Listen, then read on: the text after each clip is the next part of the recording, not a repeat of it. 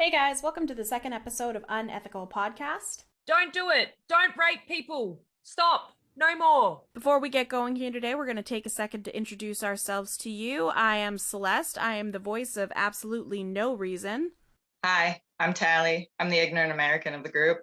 Hey guys, I'm Christy, the female foreign lesbian affirmative action hire.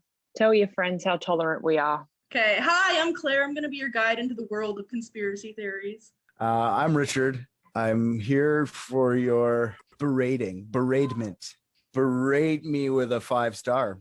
Our guest host for this episode is Braden Hay, and our case study in controversy is the Brock Allen Turner Stanford rape case.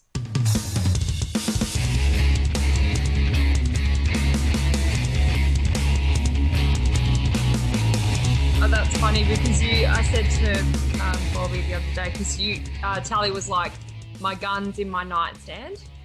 And in my mind, I was like, you mean your bedside table?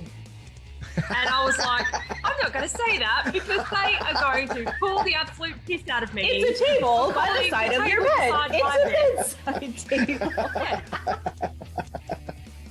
It's not the first thing that I thought of. That kills my pinky toe on a daily basis. Yes, that. It's where I hide my vibrators. And guns. Make sure you grab the correct thing. Me. I only have the one thing, so I guess if I have to defend myself, it's gonna be with a good time. That could become quite dangerous if you pull the wrong item out of your drawer. For Tally, Yeah, Probably that's gonna what be I a mean. swan bomb. Like, I'm just gonna have to try blind him with it. I don't know. Wrap it around his head one time. Or her. It could, whoever's trying to rob me. I'm just gonna It's going to be a guy. I'm just gonna go look for shit. it's gonna be a guy. Let's just establish this right now. It's going to be a guy. I'm okay with It'll that. be a dude.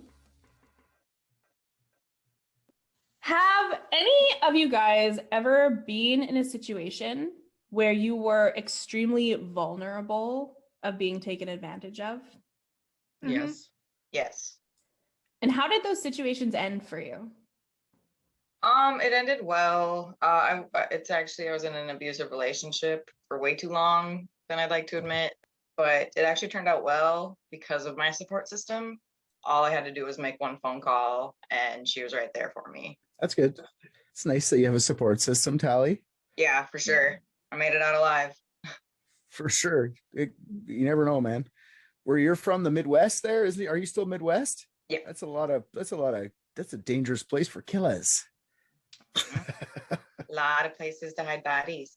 For sure. Baddies. I love it. You did it. You finally did it. I've been waiting for the Midwest accent to come out. You just did it now. The baddies. It'll pop out every once in a while. So. Real good then. Fargo. That's all I think about with that accent. It's just Fargo. Me too. Yep. yeah. We're very well known for that movie. So it's 2 hours from me, the city Fargo. Fargo. I've been in a vulnerable situation as well. But as a guy, I never felt in danger ever. I'll tell you that much. Doesn't matter. I was like vulnerable, but I was like, I can make it home. I have no fear at all. And I just went home and made my way home. Zero fear of anything bad happening, or it ended well for me every time. But I know if I could have been easily like robbed or anything. I've been like blackout drunk. I remember like laying in a snowbank and then waking up like 20 minutes later being like, probably should go home. You know what I mean? Like that. And that was okay. I wasn't like terrified that happened. I got up the next day, had a great time. So that's just Wow. There's been quite a few actually, but the main one that sticks in my mind was when I was 16, and it was with a friend that I hadn't seen for a while, and I met up with him again, and he invited me to a party, gave me lots of drinks, and basically just ended up telling me that if I didn't do what he wanted me to do, then he was going to make things very difficult for me. So it was incredibly scary and terrifying because it was someone that I originally had been friends with and thought a lot of, and had actually had a bit of a crush on in school. So he definitely used that to his advantage. And it ended up not being a very pleasant experience. I've had a lot of instances when being vulnerable was a significant issue for me. I would say when I was 15, my biggest instance was being assaulted, and it was by someone that I knew, and it was a friend of mine, and I got coerced into doing things I shouldn't have needed to do. It's a scary situation, and I truly wish it didn't happen.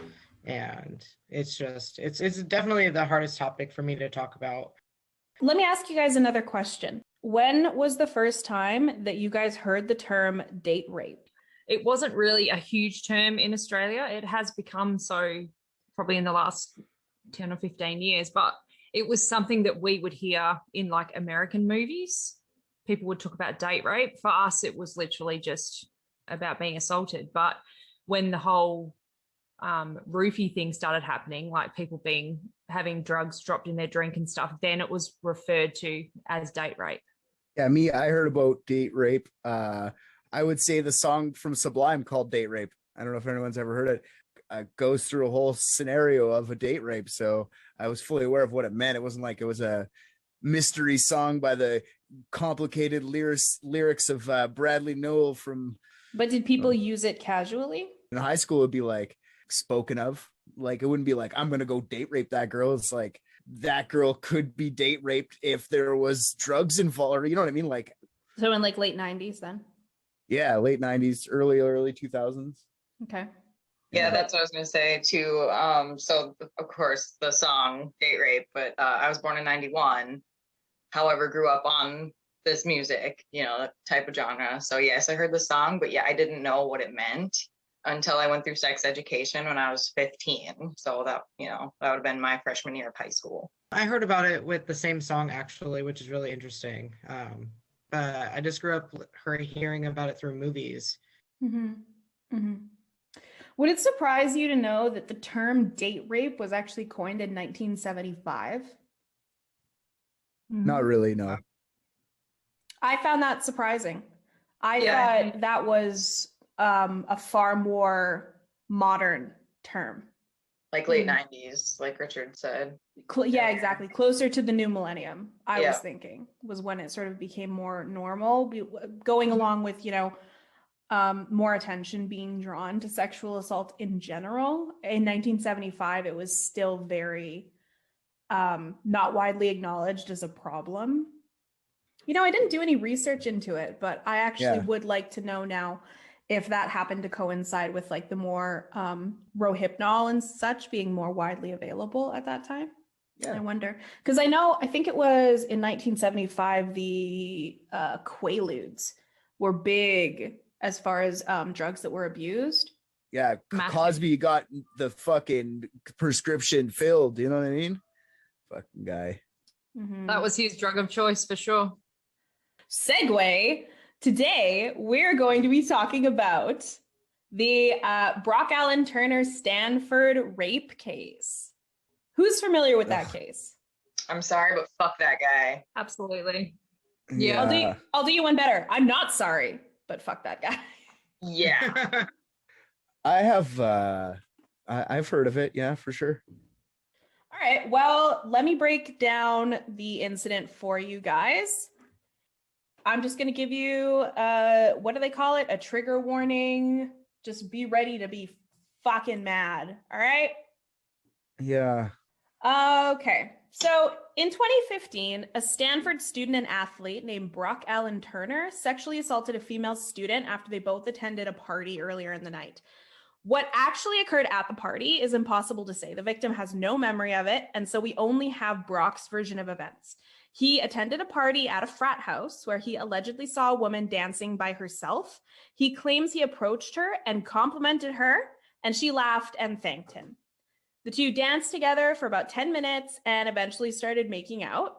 And Brock asked her if she wanted to go back to his dorm. And she, according to him, went with him voluntarily.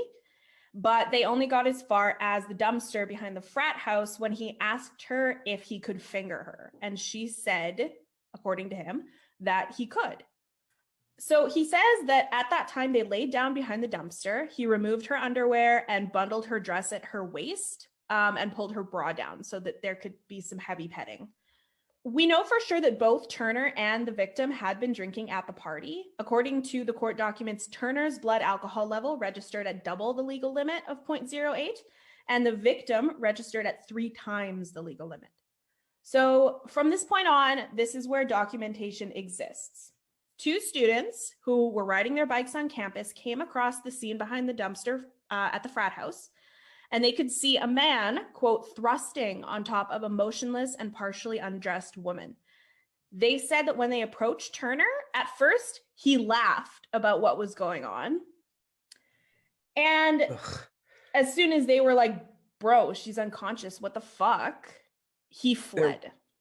They were like Swedish dudes, so they were probably like, bro, what are you doing back there? Richard is right. Richard is right. Let's take a moment. Let's lay all of our respect on these 2 students. Their names are Carl Frederick Arndt and Peter Johnson. They were both graduates from Sweden, as Richard mentioned. They're from Sweden. So their instincts in this situation, amazing. Love them. I have questions about this because the way maybe you can answer them.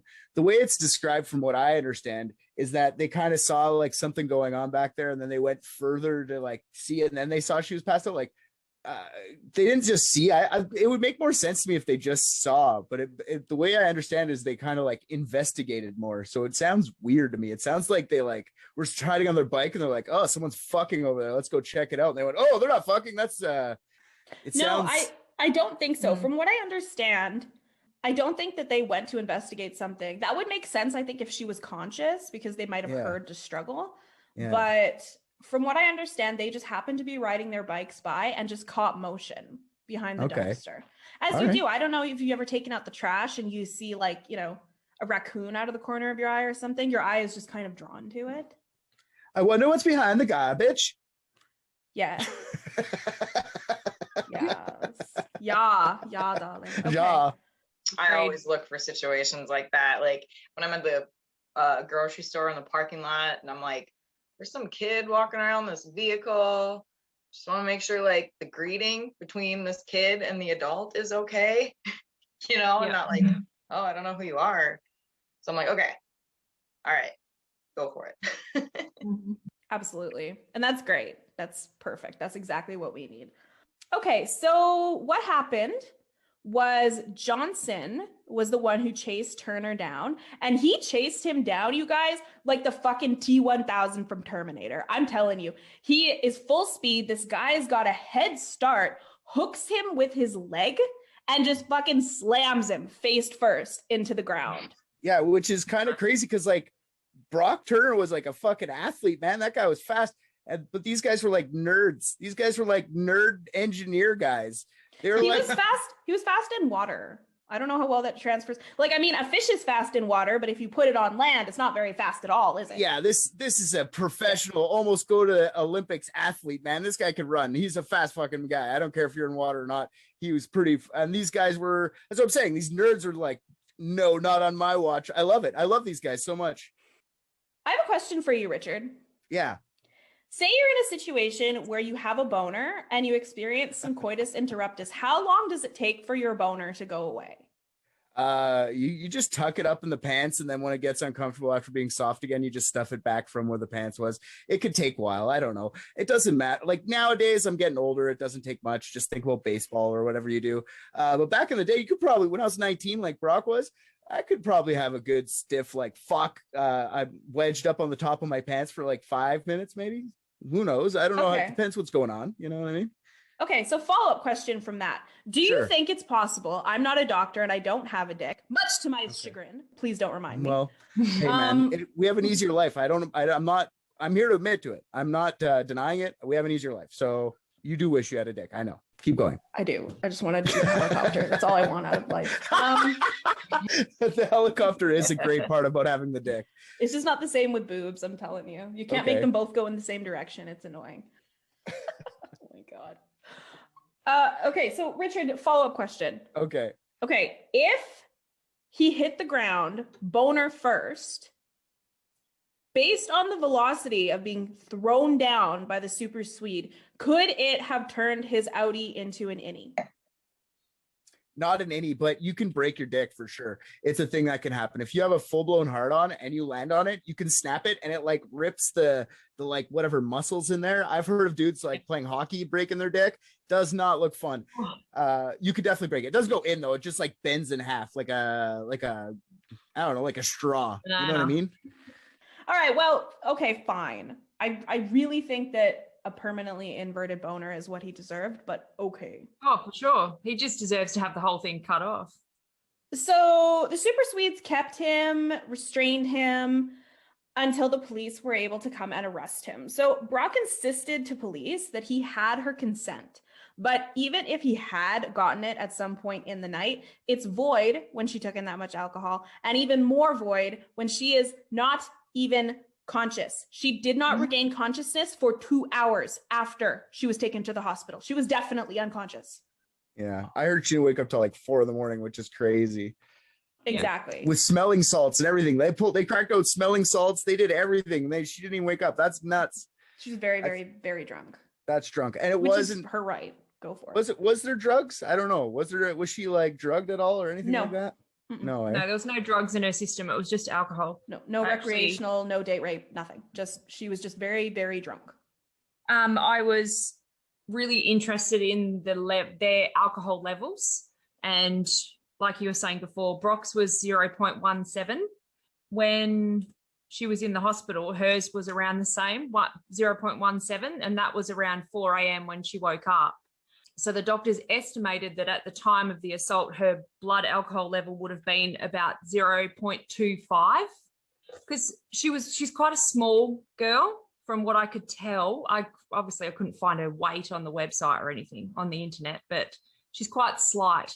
So for someone around her weight, probably around 55, 60 kilos.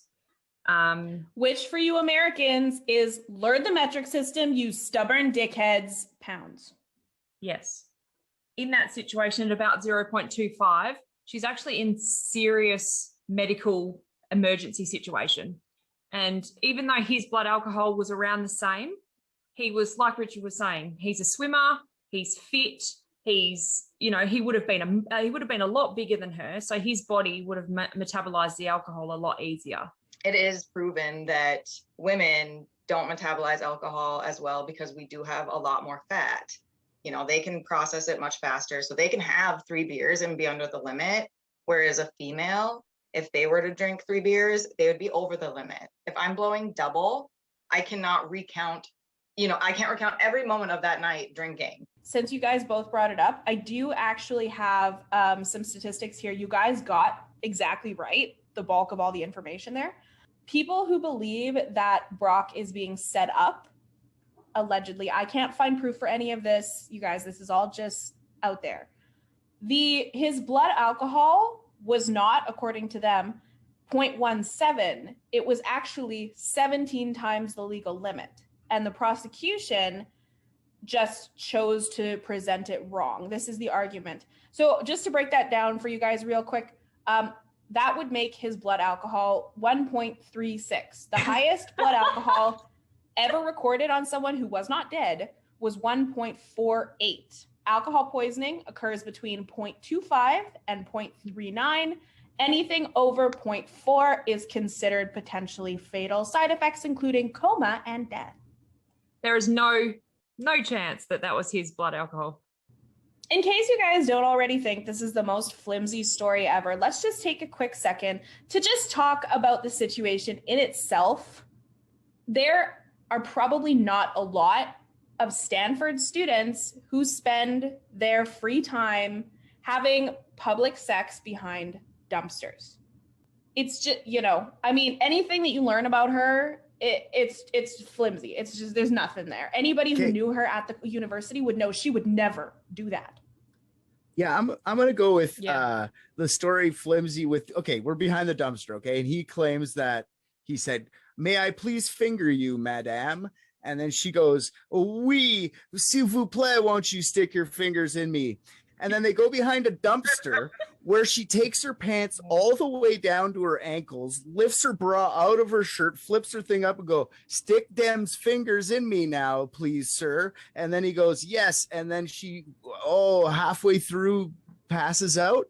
I don't, dude, girls don't, if we're going to just finger bang behind this dumpster, I'm going my hands into your pants and we're finger banging like that and then moving on. We're not ripping pants down to ankles. It doesn't work that way, Brock Turner. Maybe weirdly it does for him, but never me. If I'm finger banging people behind dumpsters, it's happening with pants on. Pants off don't come around dumpsters. You don't take pants off around. Am I wrong, girls? Anyways, I think that, like, if he's saying that was consensual, why the fuck are pants at her ankles, dude? Like, either they'd be right off or they would be on. You would have finger banged there and said, let's go back to the dorm and like, well, the boys will film it, because that's what kind of weird shit they do in frats, because this guy was a frat douchebag, right? So and why is she unconscious? Literally, if she was conscious up to this point, she would have had to have been drinking the entire time that they were in this like foreplay or whatever he's claiming, in order for her to be unconscious. She's not just going to suddenly be unconscious between, thanks for the compliment on my sick dance moves, I will let you finger me, no more drinking, now suddenly I'm unconscious and can't be woken up for 3 hours. It just makes no sense. But yes, actually, Richard, that is basically exactly his story. Was, ma'am, may I finger you? Yeah. Yes, sir, you may finger me. He even said she had an orgasm. No. Like, seriously, what a douche. Oh. Yeah, but with fingers like Brock Turner and a face like Michael Cera, who wouldn't just come? Oh my God. Michael Cera's cute. Fuck you, man. He looks like a more awkward Michael Cera. He's Michael Cera without the charm. Yeah, Michael exactly. Cera mixed with a little bit of like sea turtle.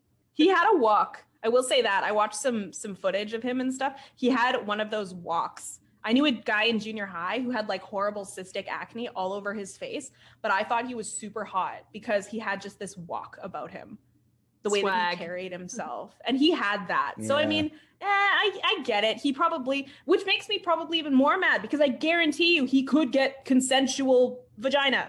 He could do it. He probably had been. Like, probably that same night. His ex-girlfriend made a statement and said that he was never violent and that he was a lovely, caring, very thoughtful boyfriend. So apparently he can get consensual. He was so nice, I broke up with him. Anyways. Whatever. Okay, so what followed this travesty was an even larger travesty. The defense and the media portrayed Brock the Jock as this blonde-haired, blue-eyed superstar athlete with a baby face and an aw shucks manner. During court proceedings, Brock's father, Dan Turner, who I will say I feel for as a parent. It makes you think of Luca Magnotta's mom. You're like Luca Magnotta's mom. He was just a nice boy. My Luca was a nice boy. Oh dear. Yeah. Basic Instinct was his favorite movie. He'd watch it on repeat every day. Yeah, I can't imagine. I can't imagine though my kids doing something. I would have to too, you know. You'd have to defend them, but like, I don't know how far you could go with it. Like, if they're full-blown serial killers, would you defend them? Would you be like Dahmer's parents, where they're like, I didn't know? Would you just play stupid and just like let it, you know? I don't know what I would have to do.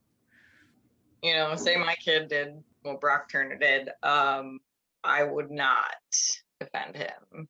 I'd be like, I raised him better than this, and I don't think his actions reflect on, you know, the way we brought him up. So do what you need to do, justice system, to make sure this victim feels safe to continue her life. I absolutely think he was brought up to think this kind of behavior was okay. I'm going to get into some of the statements from his father and you will understand. Brayden, you're a parent, right? Correct. So what do you think? If you found out that I believe it's your son, if you found out that your son did something like this or something else awful, do you think you'd stand right by him? That's a really tough question. I don't think I could, honestly, just because I would want the best for the victim, and I couldn't back someone that could do anything so horrific like that. That makes a lot of sense. I'm not a survivor, so you know what? I might have a completely different perspective if I was in your shoes. We're thinking of it like Brock's agreeing that all this happened, and he's going, yes, I was a bad boy and I should have never done that. But no, he's not. He's going to his parents being like, I swear to God, mom and dad, this guy or this girl, sorry, is making this all up. She totally gave me consent. I did nothing wrong. So you just go like, do I believe them now? Or is it becomes complicated because if your kid's not admitting to it, like, are you just supposed to just not believe them now? You believed them all the time before. He's never really been in trouble. Like it would make it very hard. It doesn't, I don't know. Like I'm not a victim either. So I can't really say from that perspective.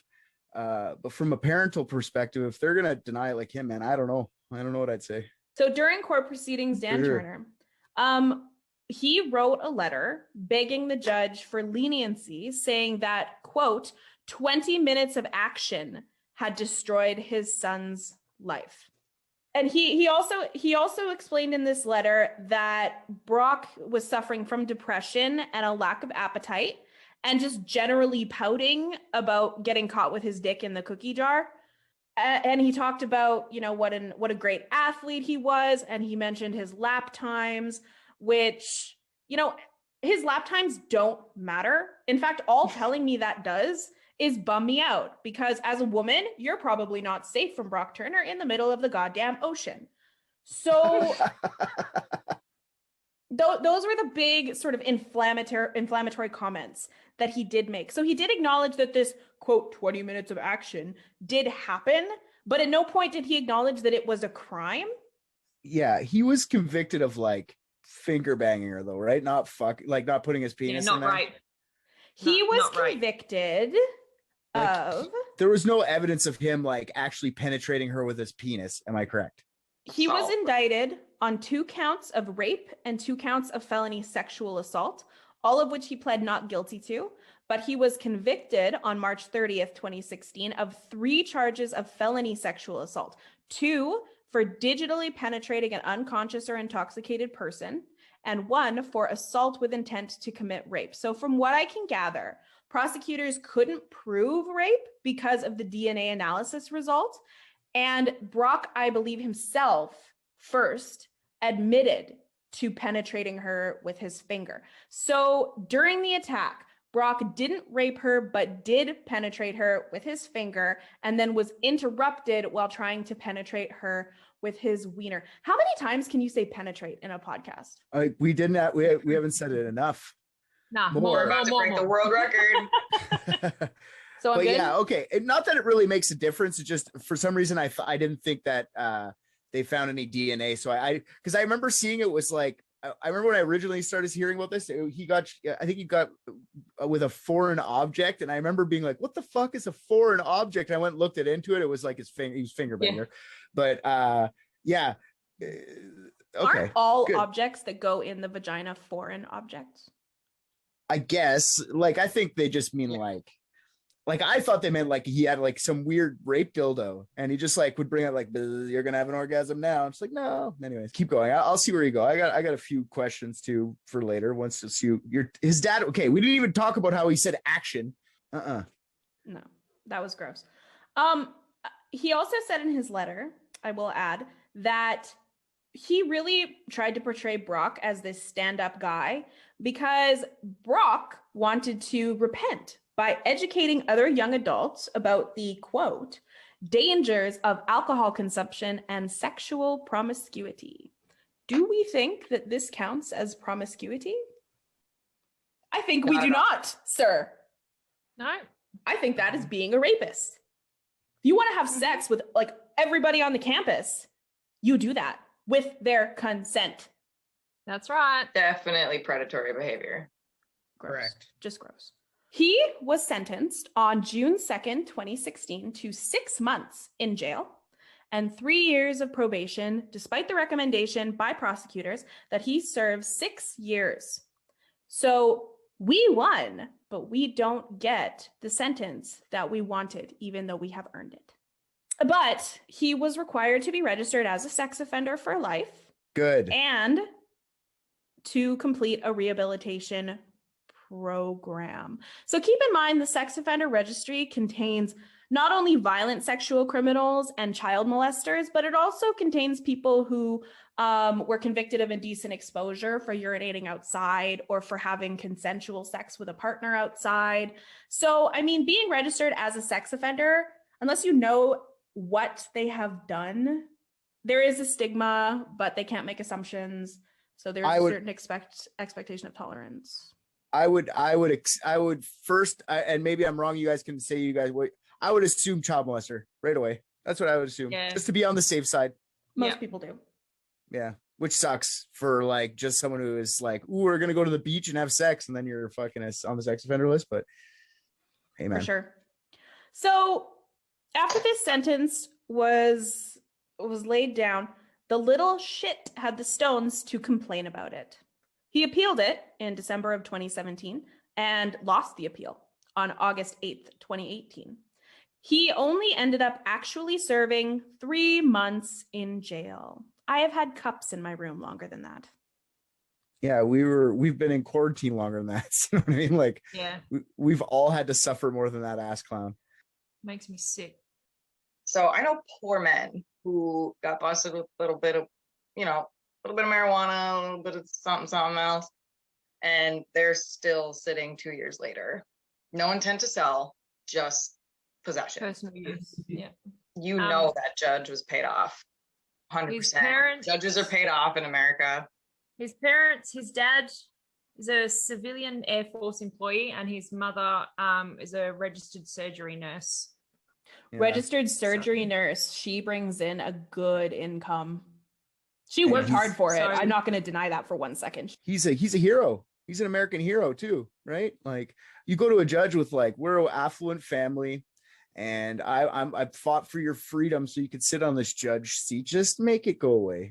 They can do that. That doesn't seem like out of the realm of possibilities, honestly. It doesn't. It is all speculation. Obviously, like this is just me talking, but absolutely, I think it's a very real possibility, especially in this case, because again, as a parent, I think you'd pay whatever it takes.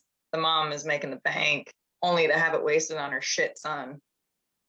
The judge who presided over this case, his name was Judge Aaron Persky. He caused such an uproar with his leniency that he was recalled by the people of California in 2018.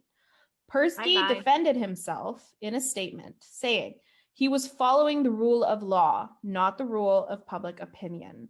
And I don't disagree with that statement at all, but I will say that in the US, the law has been manipulated many a time to fit other cases where there was no precedent, just to accomplish a greater sentence and to make a bigger example in the future.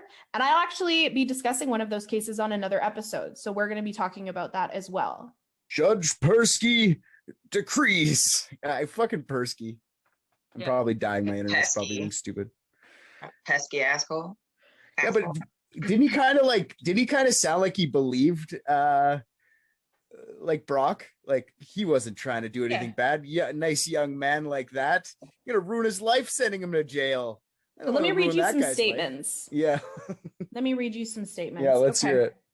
So in his statement following the sentencing, Persky acknowledged that he had read the letter from the victim, reviewed the rules of court. I'm not going to read segments from the victim's letter here.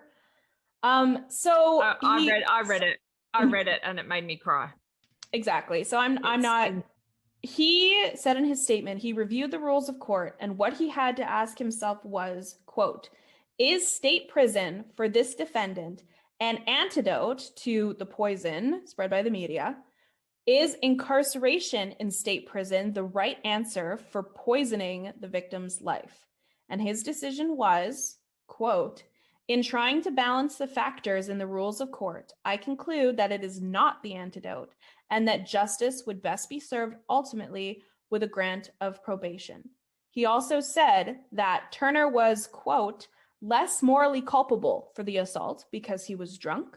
He also said that the character letters indicate that since the incident, he has had a period of, quote, essentially good behavior, and that he needed to consider, quote, the likely effect of imprisonment on the defendant, saying, quote, obviously, a prison sentence would have a severe impact on him. And that may be true in any case. I think it's probably more true with a youthful offender sentenced to state prison at such a young age. So he didn't even go to prison then. He just stayed in jail. I decree I like white rich people. Like, what a dickhead. He was. So not surprisingly, he was recalled in 2018. And after working briefly as a high school girls tennis coach, he was fired from that position as well in 2019. Smart move. Okay, wait. This guy's career move was from judge to tennis teacher? What the fuck is going on here? I do want to bring up, because I found this interesting. I don't know how much familiarity there is between the US with Canadian cases. So at the time, Judge Robin Camp was under investigation in Alberta, Canada, for his disgusting statements in a sexual assault case he was presiding over in 2014. So I think just because of the notoriety, this wasn't just local. This was notorious. He should have known about this and should have taken maybe a little bit of a lesson here. The victim in the case under Judge Robin Camp was assaulted in a bathroom. And during the course of the trial, Camp asked the victim why she, quote, couldn't keep her knees together, why she didn't, quote, sink her bottom into the bathroom sink to avoid being raped, and why she didn't, quote, skew her pelvis to avoid penetration. He also said that because she didn't scream, she must have wanted to have sex. And he told her that sex and pain sometimes go together, and that's not necessarily a bad thing. He ended up acquitting the perpetrator and telling him in court, I'm going to give us a little break after this so we can all scream. I want you to tell your friends, your male friends, that they have to be far more gentle with women. They have to be far more patient, and they have to be very careful to protect themselves. They have to be very careful.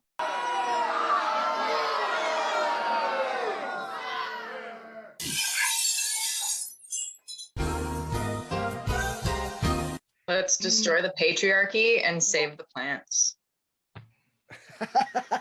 Let's fucking go. I'm so uncomfortable. Must make joke. I can't believe I can't.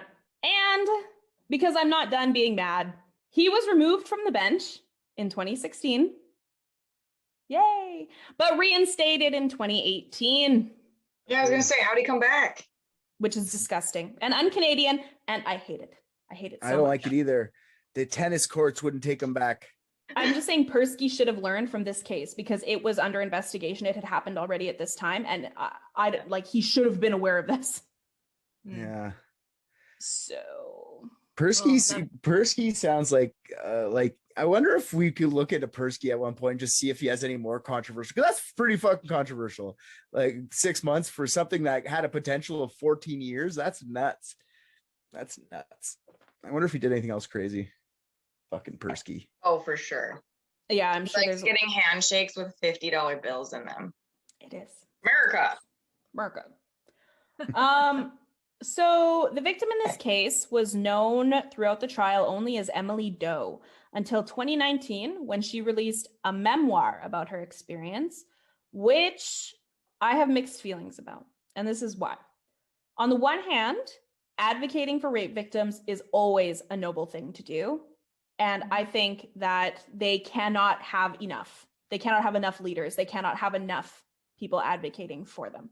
But when this is something so many women and men, don't get me wrong, more men than women, in fact, struggle with reporting in the first place, it can do some damage because they will feel like unless they can handle, they're strong enough to handle a media attention, that they can't ask for help.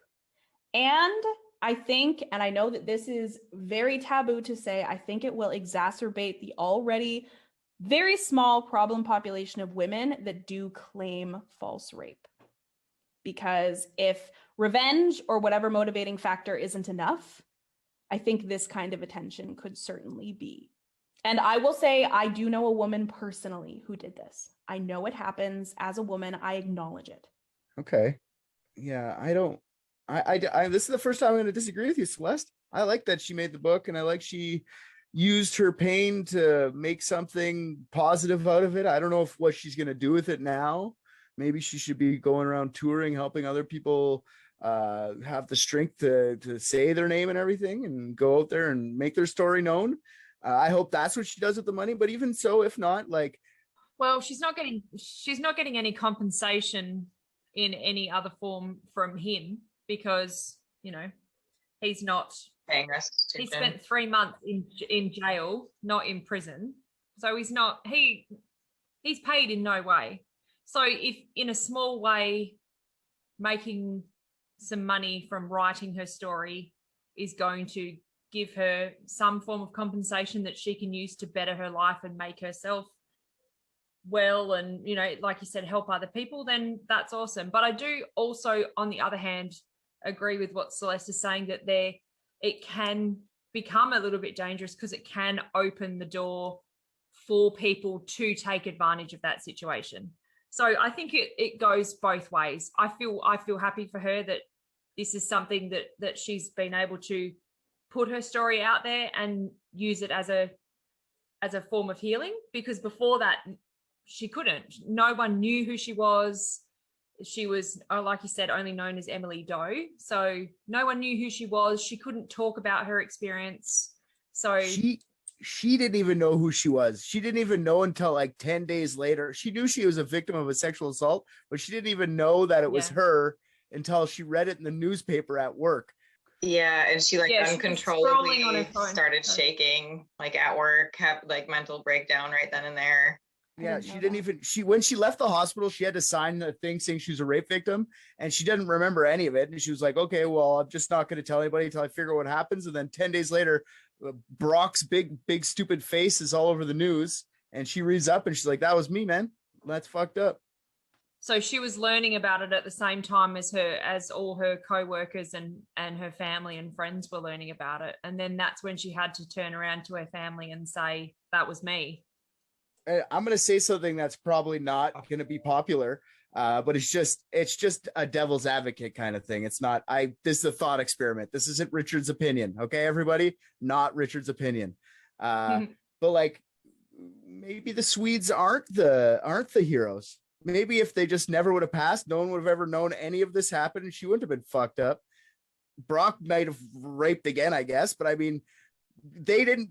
Without them saying anything, she had no memory of it. And now she's all fucked up because of it. Got her life. I don't believe that, but I mean, there's my buddy, the Swedes kind of made it fucked up, but like good and fucked up and good. Like no one wins now. Before, if nobody had a memory, Brock could claim he never had a memory. There's no real losers. Now it's all losers, right? No, she would have lost anyway.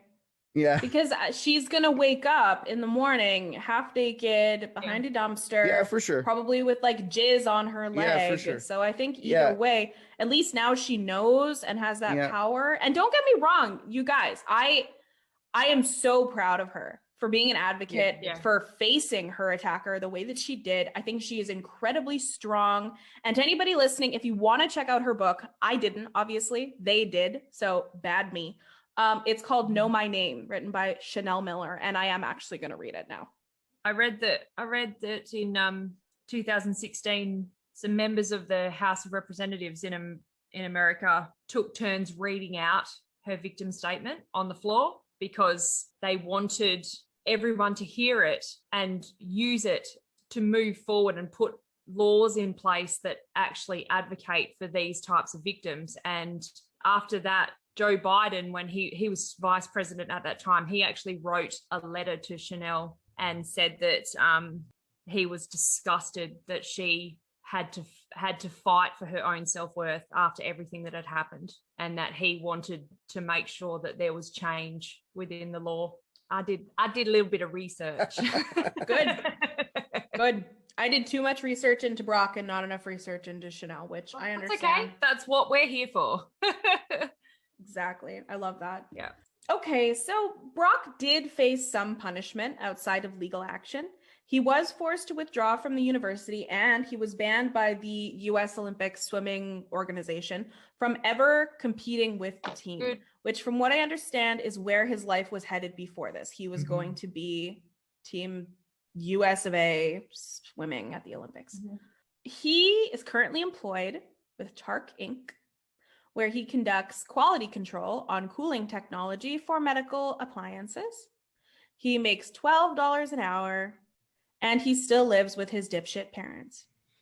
Oh. So, Good to know. was it worth it, Brock? I say there should have been a force of separation between him and his parents. Like, you need to go live on your own. Can't be around these people anymore. They raised you wrong. There's something there. I don't know. I can't make that assumption. I do assume it just because of what his dad That's said. what I'm but I saying. can't. His mom never said anything, which means she was probably just like a good person. No, it at just this means she's poor smart. woman. Yeah, maybe. she's definitely a smart person who realized there's no winning. Even if she believes something, it doesn't matter what she believes. You can't say shit. Yeah. You're done. You're fucked if you do, fucked if you don't. So just don't. Did you you ever watch like Dahmer's parents try to explain themselves out of that? It's fucking hilarious. Like, dude, you can't explain it. Like, your kid was crazy, man. You can't just go like, we didn't understand this. Like, I'm sorry, you guys are fucked. So it's probably better they didn't say anything. Like, Brock's a piece of shit. They know it. Maybe they don't know it. Maybe they don't know it. Like, maybe that's the crazy part. Maybe they don't know that they themselves are pieces of shit and raised one. It's definitely possible. A lot of people lack that self-awareness. Yeah.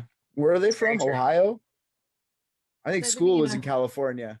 So did they move from California to Ohio to escape? No, but or- I vaguely remember in the court case them going like, he was just a little country bumpkin in the big city and he didn't know how to party like you big city people.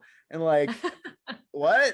Like, I remember that being like an excuse. He's just a stupid country boy. So like, I didn't know. I thought it was Ohio or something like that. But You're right. He's from Dayton, Ohio. yeah. Yeah, I vaguely remember something like that where the judge said something like, "You're just stupid," you know? It's just like, what?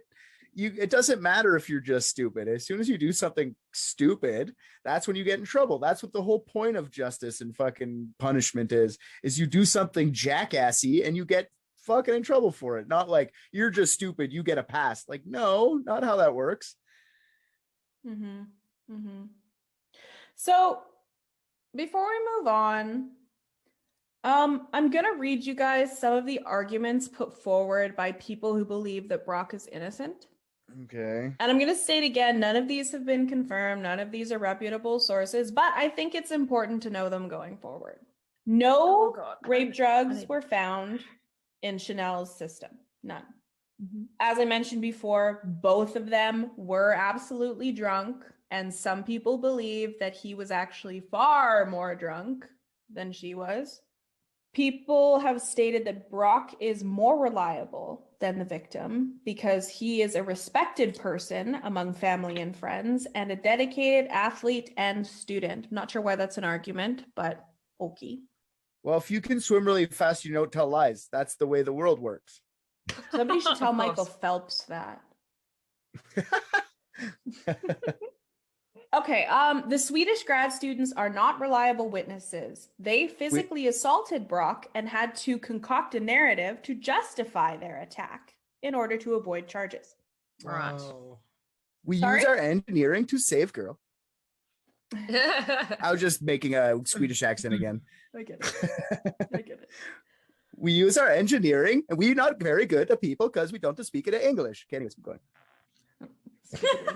Swedish, Italian, American. I don't know what I'm doing anymore. I don't do accents. I don't do accents, and yet you do them in like every episode for some reason. So the victim herself is not reliable because apparently at the party, her sister asked her to help her get her drunk friend home safely, and the victim, Chanel, said she was too busy looking for young boys to cheat on her boyfriend with. I don't know why her sister said that about her, even if it is true. I mean, maybe, okay, that makes her kind of a dick, but still probably reliable, all things considered. She's also a criminal guilty of indecent exposure because she peed outside. I've peed outside probably more times than I've peed inside. Oh man, me too. Come on. The sister or Chanel? The victim. The victim peed outside, and so she's a criminal, I guess. I've peed outside. Braden, you pee outside? We've all peed outside. Come on. We've all Lock peed me up. outside. Come on. We do a lot of camping here. Us too. You just pee where you are, man. Sometimes I pee outside if I'm having a smoke and I can't wait. I'll just pee outside my door. I don't give a fuck. I'm a guy though. I have a friend It's who's little a bit vet easier for you. that does that all the time. Pees Like outside. veterinarian on animals. Yeah, he's a veterinarian, and every time he comes over, like during the summer, and we drink in the yard, he'll never go in the house. He'll just pee in the yard. Maybe he himself identifies as an animal. He's definitely, he's really into his work. That's for sure. You never know. I respect the support hell him. out of him. Yep.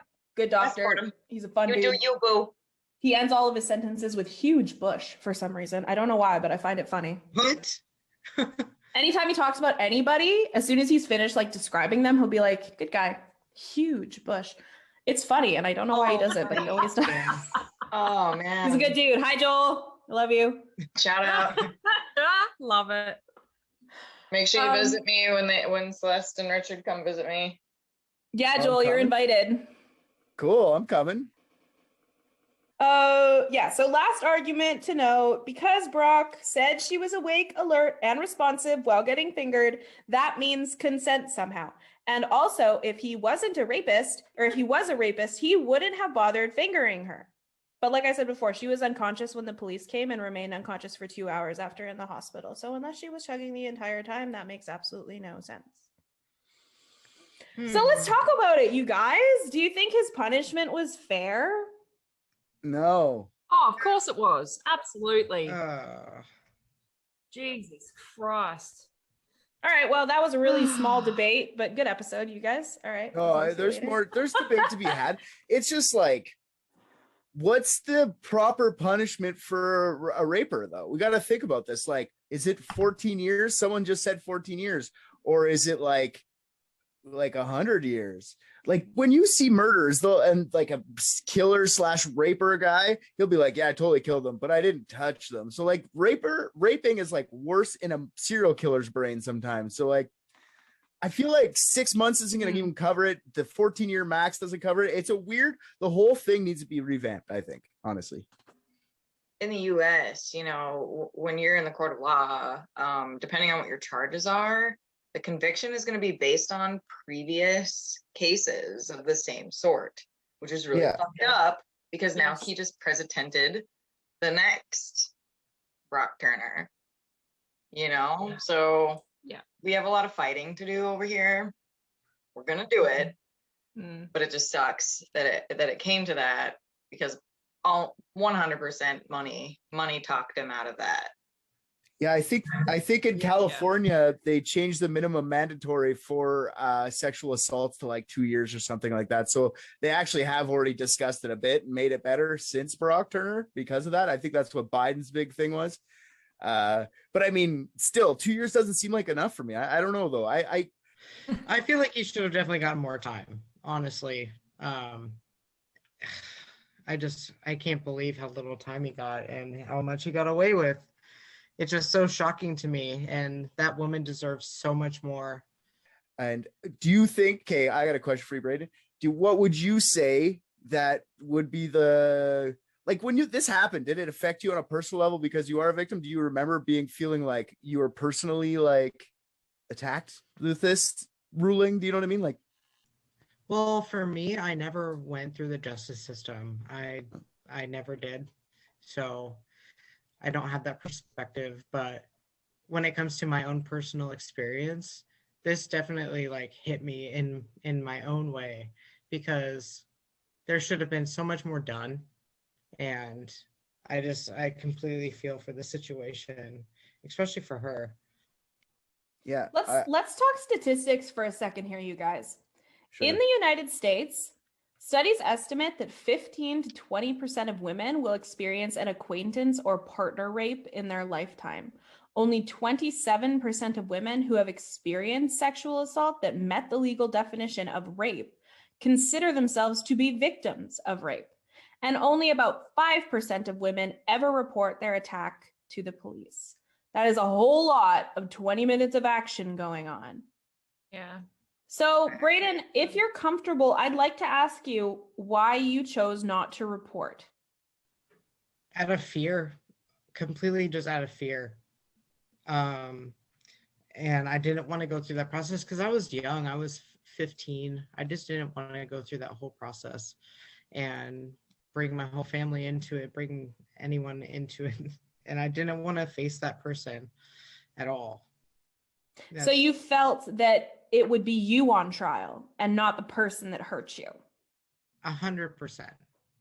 Now that you're past your experience and all that stuff, would you feel like now you've made a mistake by not going to bring it up to officials? Or do you feel like what you did was the way it would have been good for you still to this day? Do you know what I mean? Is there regrets not going? Because there's people out there that probably sit at home and go like, fuck, I probably should have went, or I did the right thing by not going. And I'm interested to see what you would have to say. That's a really, really good question.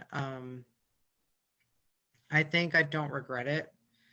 I went through a lot of therapy and did a lot of processing on my own. And I think if I went through a justice system route, I would have gone through more turmoil than I already had been through. And that's honestly, that's where the conversation needs to be, is that the fact that, in my opinion, I could be completely wrong, but my opinion that you shouldn't have to feel that way. And I'm sorry that you do feel that way. You should feel as though you're safe to go to the police with any type of thing. A problem like that. And this is my biggest problem with sexual assault, is that the victims feel more victimized by actually trying to get help about it. I think that's fair. I feel like that's what's happening to any rape or sexual assault victim. You get torn through the mud by the defense trying to make you look like you deserved it in some way to get their client off, because that's what their goal is, a defense attorney, right? Is to get your client off. Exactly. Does anyone know? I wish I meant to look this up and I forgot to. I know some states have now passed laws where in sexual assault cases, the defense is absolutely not allowed to bring up any past sexual behavior or anything related to a complainant's sexual character, as it were. They can't drag them through the mud. Yeah, Minnesota's one. And I think they also implemented the unconsciousness part. If someone is unconscious, they are cannot give consent. Yeah, it's just locker room talk. Relax. Just locker room talk. Boys will be boys. Boys. Yeah. You want to know what the dumbest thing I got in trouble in school for? I was in high school. 16-year-old female walking down the hallway, and some kid walks up behind me and pantsed me, which means you just pull someone's pants down around their ankles. Mm-hmm. And like, no second thought, I just turned around and cracked him a good one. I mean, so hard he fell. I got suspended for the rest of the day, and he got nothing. I got the boys will be boys speech, but violence is never okay, or is never tolerated. No tolerance policy on violence. I want to propose to you guys a question, because that just reminded me of something that I did, which is like the exact opposite, but could also be exactly the same. When I was in high school, I was trying to get up the stairs to my class, and a dude walking in front of me, he was one of those guys that had his pants that like sat in the middle of his thighs. And so he went up the stairs at such a glacial fucking pace that I put my thumbs in his belt loops and reefed his pants up. And I was like, Now you can walk faster. Fuck. Now I ask you, because I think maybe now that we've had this conversation, I think I maybe sexually assaulted that guy. You assault, that's assault, brother. You put your hands on anybody else when they don't want you to, that is assault. I don't care what you think it is. But there's a difference between sexual assault and plain old. And assault. So because I made him less naked, it wasn't sexual? Exactly. What if I like put like a corset on somebody who was already fully clothed because I found it arousing? That would be sexual assault. Or did they consent to have the corset put on? Let's say no. Braden, forcibly put a corset on someone? I'm scared of you. Yeah, I want to know what Braden thinks of that one. I like what I like. I think if you're touching someone in general without them wanting you to touch them, it's assault, a sexual assault, period. Can I tell you what I think sexual assault is? Yes. I think It's anything that the person who is being touched considers to be sexual, whether you consider it sexual or not. So if that person, while you were yanking up their pants, was like, I feel sexually assaulted, then they were sexually assaulted. Yeah. I agree. I do agree with that. Mm-hmm. But I mean, like, I can't, honestly, as a guy, I fucking feel bad for women all the time in this regard. Cause like, I don't know. Like I said, I've always felt safe. I've always felt safe no matter where I've gone. So I don't have to ever fear this, but my wife's told me stories where she's felt scared or whatever. People I know, and I can't believe it. I can't imagine. No, I don't think. It's very sad that we need to be overprotective, because at any moment we can be pulled into some corner or some alley, and there you go, you're defenseless. And I mean, this has been talked about enough. Dudes should be fully aware that they can't just be like, hey, you're mine. I don't know. I feel for the plight of the assaulted in this, especially this lady. And I feel bad that Brock only got 3 months. But there are some funny shit that did happen to Brock, if anybody wants to know. Yes. He was put, I wish I could share my screen and people would understand, but no, he's now the textbook definition of a rapist. They took, they put Brock's face, in the magazine or in the textbook for psychology class or whatever as the rapist. Whether or not you got your 3 months or whatever, you're still in a textbook for I don't know how long, till somebody worse than you, which I don't really see, comes along and makes you swap out pictures. But I love that. Very plain looking is probably why they chose him. Yeah. He is weirdly non-threatening. He's like the epitome of like everything wrong with stranger danger. Yeah, for sure. Yeah, and you got to remember though, that's just a picture. He is a 6'3" man to 180 pounds. He's a big boy. It's not like he would be intimidating in real life. Just the pictures make him look like a dork. That's all. Yeah. Let's consider where he's at, like in his life right now. Like he's making like minimum wage, doing a job that like let's consider he probably never would have even had to have a job. He would have like finished school, been an athlete on mom and dad's dime until he was making big bucks swimming for Team USA. Yeah, I've been around high level athletes like this before, and their entire life is that. So the fact that he got 3 months in jail, which is stupid, but the fact they ripped away the one thing he probably all he thought about besides raping the next girl was the swimming. That's amazing to me. That ruined his life. He's fucking for sure. I guarantee he's sitting there hammered all day at his parents' house, depressed, hating life, just going to his stupid 9 to 5 because mom and dad make him, right? Probably can't get a girl because everybody knows his stupid face from the textbook. Oh, his that and Facebook demolished him. He's done. There's no way you might as well change his name and move to a different country, honestly. Might as well just Will Baker it. Exactly. For sure. At this point, Brock Turner is fucked. There's no getting out of that. Your face fall down some stairs or something, get facial reconstructed because I agree. I think he's getting what he deserves for sure. There's only one thing in my opinion that's missing is his acceptance of what he did and admitting to it to everybody else, so there can be closure and healing for the victims. Mm-hmm. Yeah, he apologized directly to her for what he did, and he no longer he doesn't say she's lying anymore. Basically, his claim now was that, every girl that I'd been with before was just as drunk, and so I assumed because I had consent from all those other girls that I had consent from this girl. I'm not a criminal. I'm just ignorant of the law, is basically what he's saying now. You're a fucking serial ignorant bitch, because so what I'm hearing, he should have been charged for every single girl he admitted to. Exactly. So what I'm hearing is you raped more women. Yeah, no, this didn't help. This is my point. He's not taking responsibility. That's what the word I was trying to say. I think Brock Turner is more of a piece of shit now that I have heard that he only sleeps with drunk women because they cannot give informed consent, and he is a fucking dog. The end. Did you guys hear that? Yeah, it scared everyone. That's thunder. Really? It scared me. It scared us. It scared all of us. Woo! Before we wrap this up, you guys, I want to quickly give the listeners a pocket-sized education on date rape and what to be on the lookout for. Date rapes often include the use of any substance that has a tranquilizing effect and can include alcohol, sleep aids, and recreational drugs, but also specific drugs.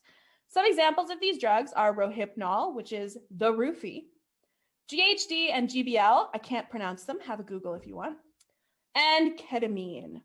Absolutely. Has anybody here ever been dosed, either like on purpose or like you did it to yourselves, or Like roofie? I was just gonna say I didn't know people did that recreationally until that one guy that like almost got killed by Bruce MacArthur was like, yeah, we got Rohypnols and we did it for fun just before. And then I started to lose consciousness and realized this is the guy killing everyone. I was like, you do Rohypnol for fun? That's fucked up. But anyways, I didn't know that was a thing.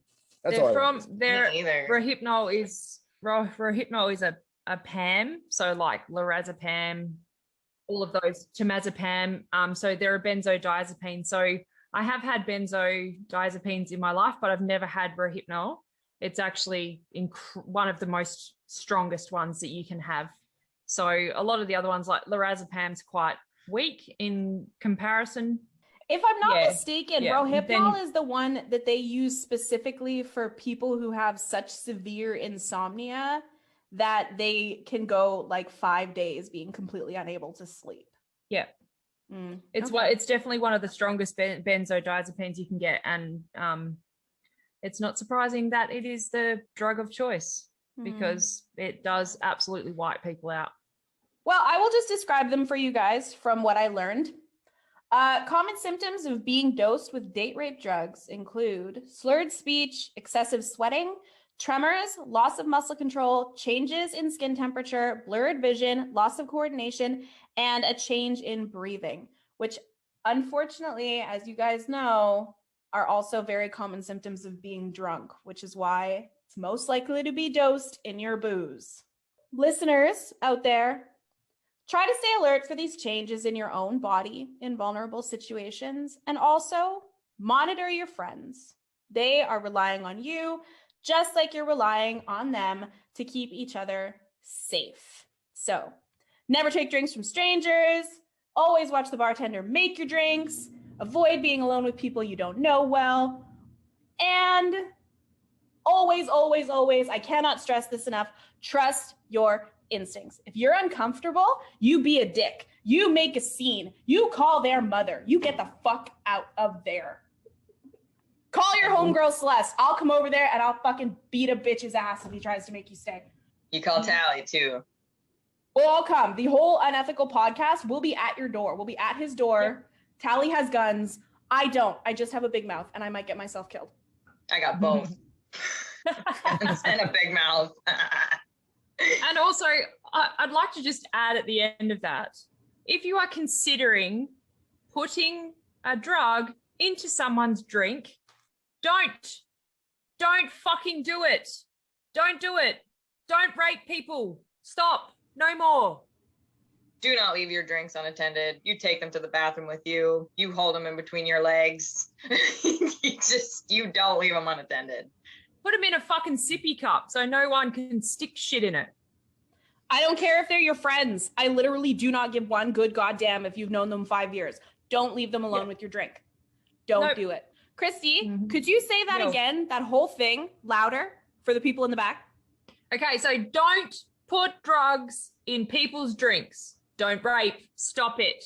Regardless of what they're wearing, what they're saying, what they're doing, don't touch people unless they say you can. Even if they're drunk and they say you can, still don't do it.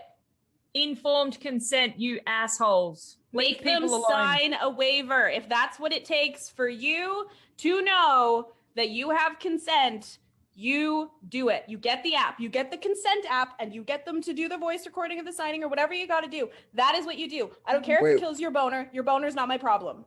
Wait, what? Wait, there's a consent app? You're goddamn right there's a consent app.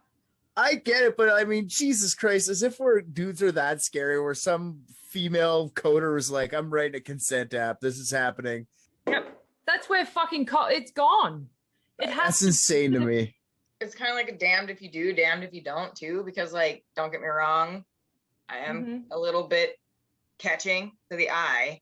So like I throw people off because like if they're like, hey, I want to come talk to you, I'm like, hey, fuck off. I'm here with my friends. I didn't invite you to my table. Bye. And they're like, wow, she's a bitch. No one ever talked to her. And I'm like, damn right, I'm a bitch. Go home. No one invited you. That's right. If you have a little wiener and you have to tell a girl that she's a bitch after you've just hit on her, or tell her that she's fat, or that you weren't into her in the first place, you do that. Your words don't hurt us. We're not afraid of your words. We are afraid, though, of your little wiener, because any wiener, even a little one, can still rape a woman. And can still get you pregnant. So I think we'll wrap up the podcast episode here, guys. But before we go, I would just like to tell you a story that I just thought of, and I think you guys might find interesting. There was a man, and anytime he was out and he picked up a woman from a bar, he would turn on audio recording on his phone and leave it on the entire time that she was there. And that was his way of proving that he had consent, because I guess somebody that he knew was falsely accused of rape or something. And so, you know what? If that's what you need to do, whatever. I mean, obviously you have the proof, so easy. And what happened was he took this girl home and she went crazy, totally cuckoo bananas. And she started getting really violent with him.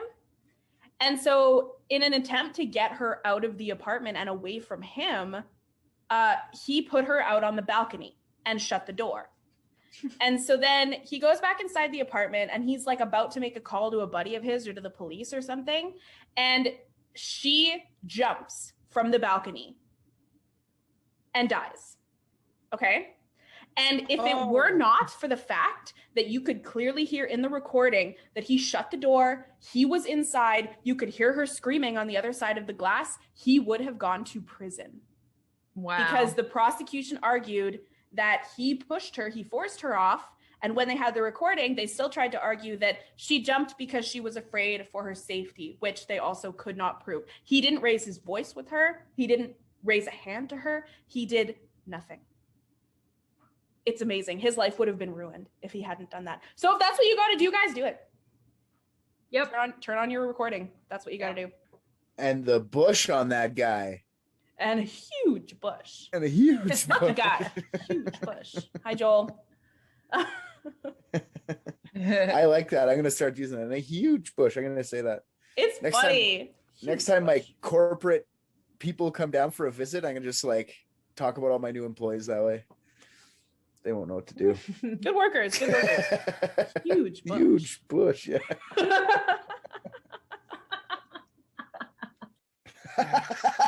Finn. Play us out. Or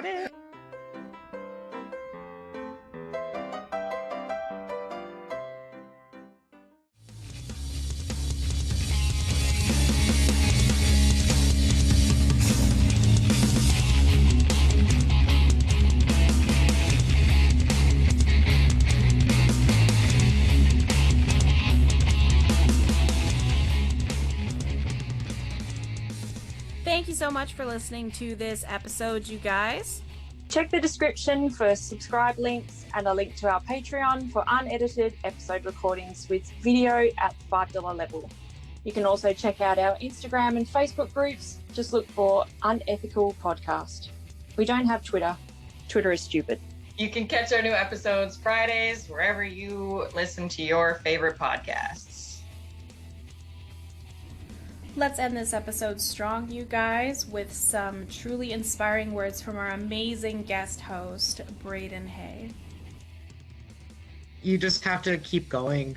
And for me, for a long time, it brought me down and it took me to a place of very deep darkness. And coming out of that was really difficult. And just like knowing that there is a spot where you can get to that is positive. That's like the biggest thing that I could give advice for.